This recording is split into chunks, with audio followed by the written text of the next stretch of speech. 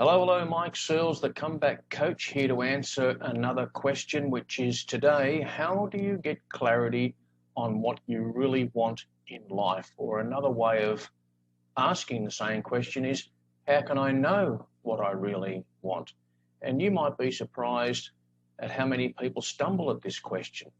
They stumble at knowing what they really want in life, but just a few questions, carefully asked questions, can solve this problem and give clarity very quickly. Uh, I actually found it useful to start by knowing what I didn't want. And so if you're someone who cannot easily answer that question, what do I really want in life, with clarity, then why not begin on the opposite end of the scale and start listing the things that you no longer want? Because this can actually serve as a starting point for what you do want, and you can become very crystal clear about that. So how do we go about that? Well, it was W. Clement Stone. He wrote in 1957 a book, Success Through a Positive Mental Attitude, and he coined the phrase inspirational dissatisfaction. So there's nothing negative, there's nothing the glass is half empty about looking at what you no longer want in your life, whether that's some aspect of your health, whether it's to do with finances, whether there's some aspect of a relationship that you're fed up with and you no longer want. It's not negative. This is all part of a positive plan to be very crystal clear about what you do want. And so W. Clement Stone coined that phrase, inspirational dissatisfaction, to be so dissatisfied with something that's in your life that you are inspired to do something to change it. So let's just say, for example, the example of somebody who has lost their job during the 2020 pandemic, and they are really fed up with the prospect of, no, not prospect, they're fed up with having to live hand to mouth and not knowing where the next paycheck or the next income is coming from. The bills may be starting to pile up, and there's pressure within the family. The discussions and even the arguments start to occur around money and paying bills and how we're going to get ahead and what's the future going to hold. And so it would be very easy to become dissatisfied with that situation. I mean, this is very real. This is not just all hypothetical. And so we can turn that kind of dissatisfaction into an inspirational, motivational dissatisfaction. So let's say that the wife, the woman of the house, the family, has lost her job. Let's say that she was the main earner for the family, and during the 2020 pandemic, she lost her job.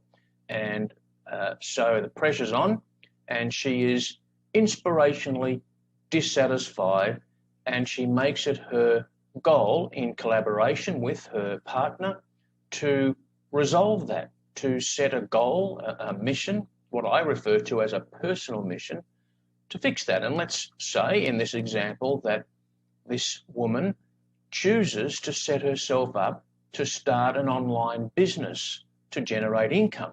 And so that becomes her mission, her personal mission.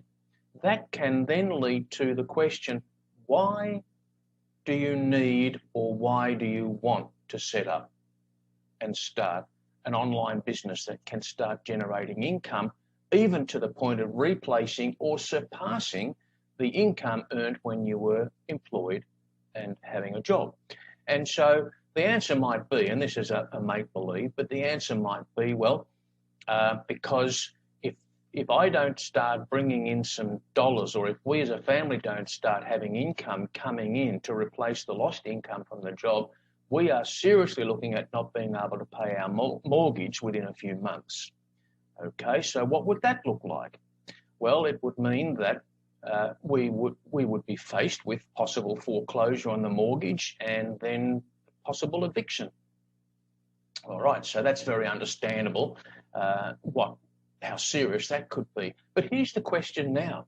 What we do is we look for the why behind the why. So the situation, the situation of inspirational dissatisfaction is lost my job, no income, finding it tough. Want to replace the income? Looking at maybe starting up an online business from scratch to replace and surpass the old income. Why? Because we have to pay our bills, we have to survive, and we've got a mortgage that has to be paid. All right, and why is it so important to pay those bills and pay that mortgage? Now, the obvious answer is because they're bills that need to be paid. But what's the emotion behind? And this is the secret. This is where we get to the heart of answering the question, how do you get clarity on what you really want in life? Is you get to the emotional reason, not the logical, rational reason, the emotional reason behind what you want to do, the personal mission.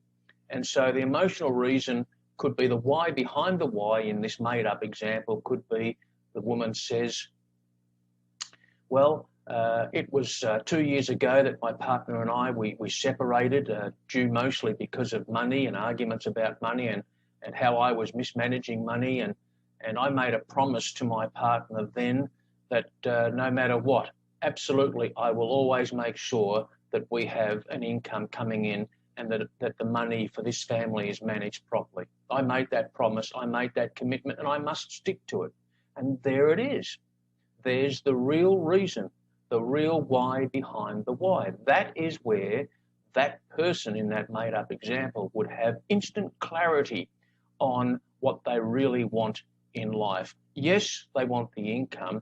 Yes, they want the bills paid and they want the mortgage paid to avoid possible foreclosure and eviction. But what they really, really, really, really, really want is an emotional fulfillment of the commitment made to the partner.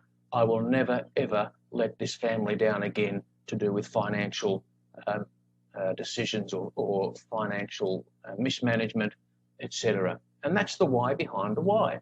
So we call the goal, I call the goal in coaching, the goal is the mission, the personal mission. And the why and the why behind the why is the purpose. So you have a mission and you have a purpose. And I always recommend to the people I'm working with that these should be written down. They should be put in writing just for private use. These are not for public use. These aren't for anybody else necessarily to see, unless you've got someone very close to you who is a collaborator. They're very supportive. They will help to support you, keep you on track, and also keep you accountable. Then sure, share your mission and purpose statement with somebody else. Otherwise, keep it to, I actually recommend you keep it to yourself. Your mission and your purpose. That's where you'll get clarity on what you really want from life. And when you get the why, you get the answer to the why behind the why, that clarity becomes very clear very quickly. So if you want to have more answers and you'd like more guidance, if this video has been useful to you and you want more information from me, then I have a free PDF which you can download instantly. It's titled 5 Ways to Get Back on Track Really Fast, and it's simply if you simply go to mikesearles.com, that's MikeSearles.com, mikesearles.com, you'll be able to get that free PDF straight away, download it and start reading it.